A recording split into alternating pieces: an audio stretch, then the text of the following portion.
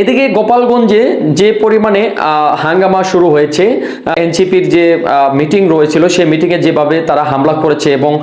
সেই হামলাকে কেন্দ্র করে বর্তমানে গোপালগঞ্জ কিন্তু কারফিউ জারি করেছে সেনাবাহিনী মোতায়েনের পর থেকেই কিন্তু গোপালগঞ্জ পুরোটাই নিস্তব্ধ এবং নীরব হয়ে গেছে। অলরেডি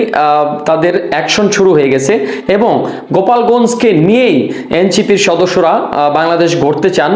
জানিয়েছেন এনসিপির সদস্যরা। তো এনসিপির সদস্য যারা রয়েছেন তারা কিন্তু গোপালগঞ্জে গিয়ে তাদের সমাবেশ শুরু করেছিলেন এবং তাদের সমাবেশে তাদের মূল বক্তব্য ছিল বিগত দিনগুলো যা হয়েছে সেগুলোকে ভুলে গোপালগঞ্জকে সংশোধন করে তারপর হচ্ছে সবার সাথে একত্রিত করে সারা বাংলাদেশ মিলিত হয়ে একটি সুন্দর দেশ গড়ার লক্ষ্যে তাদের উদ্দেশ্য ছিল। কিন্তু ওইখানে এনসিপির সদস্যরা যাওয়ার পরে তাদের আলোচনা সভা শুরু করার পরে যেভাবে হঠাৎ করে তাদের উপরে যেভাবে আক্রমণ করা হয় এবং সেই আক্রমণের উপরে ভিত্তি করে বিশেষ করে সাজিদ আলম, হাসানাত আব্দুল্লাহ, নাহিদ ইসলাম এবং বিভিন্ন উপদেষ্টা মণ্ডলী যারা উপস্থিত রয়েছেন এবং ছিলেন তাদের উপরে যেভাবে হামলা করা হয়েছে তার প্রতিবাদে কিন্তু বাংলাদেশ সেনাবাহিনী ওখানে অনেক প্রোটেক্ট দিচ্ছে এবং সেখানে 144 দ্বারা কারফিউ জারি করেছে। তো এখন বর্তমানে গোপালগঞ্জের অবস্থা, যখন কারফিউ জারি করেছে সেখানে কিন্তু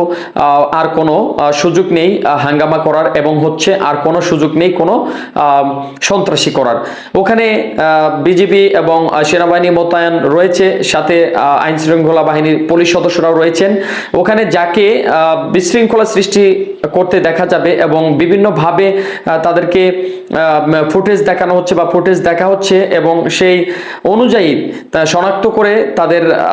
আইনের আওতায় আনা হচ্ছে এবং পরবর্তীতে যদি তারা সংশোধন না হয় এবং তারা যদি বাংলাদেশের আইন কানুন অবাধ্য করে এবং সন্ত্রাসী চালিয়ে যায় তাহলে পরবর্তীতে আরো বেশি পদক্ষেপ গ্রহণ করবে জানিয়েছে সেনাবাহিনী।